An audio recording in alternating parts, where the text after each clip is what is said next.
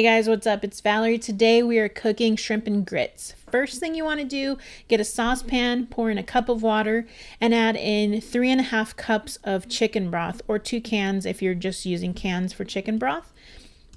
Go ahead and pour those in and grab your cornmeal, and we're going to add in about 1.5 cups. And we're going to whisk that in. Now I'm stressing this to you guys because you have to whisk it in or else you're going to get gigantic clumps on the bottom of your pan. Definitely don't skip this step. It takes 30 to 45 seconds. Just mix everything in so it's just a clear yellow, I guess, broth color.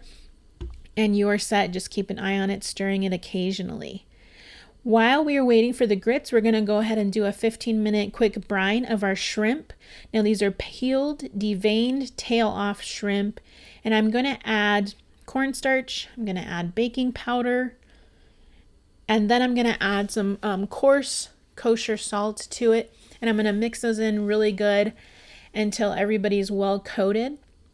When everything looks like it's mixed in, I'm going to cover it and place it in the refrigerator to sit for 10 to 15 minutes, just while everything else is working for us. Green onions in both cooking of our shrimp and also in plating it up for some extra flavor. Now, also you're going to chop up some parsley, but you're going to do it really slow. Or in my case, I just kind of forgot to change the settings, and now I'm doing everything in slow motion.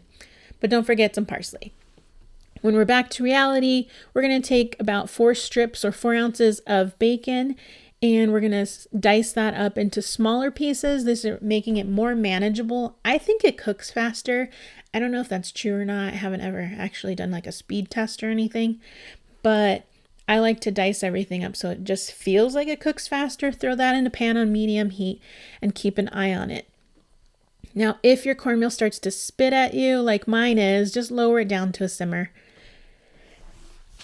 Now, I like to use tongs when I cook bacon. I don't know why. I just feel like it works better. Don't ask me. It just seems like it gets everybody separated better. Toss those around. Keep an eye on everything, being sure to stir occasionally so everything fries up evenly. Now, let's go to our grits. I'm going to add in 2 tablespoons of heavy whipping cream, 2 tablespoons of butter. You probably could add more butter, but I didn't just in this case. And you want to really mix that in. Now, it's kind of a struggle if you're not prepared for it. It's really thick as far as the cornmeal is concerned. So when you get in there with the cheese, which I'm adding about 1/4 cup, be sure to really hold on to your pan and stir pretty hard. I'm going to save you from the struggle that is me trying to stir that all in. Let me tell you, I cut this down pretty hardcore because it was a struggle. Now I realized I didn't feel like I had enough cheese, so I went ahead and added another 1/4 cup of cheese and incorporated that back in. Now it's a lot creamier and a lot looser than it was earlier. Finally, my bacon's done, so I'm going to go ahead and take a paper towel lined plate and put all of my bacon on there. I'm taking it out just a couple seconds early because I don't want it super brown, super crisp, because to me that's just too burnt. I like it just right. So go ahead and take it out a little early, and that way it'll keep browning while it's on the pan. Or the plate, you know what I mean. Now I'm going to leave all of that bacon grease in, and I'm going to add in my shrimp that was brining in the fridge. And it's basically like poaching some shrimp. That's kind of my bad because I usually love a shrimp with some good crust on it from the frying of it. But I might have forgot to set the outer ring on to cook on the stove. So I'm just sitting here poaching some shrimp because that's how I do.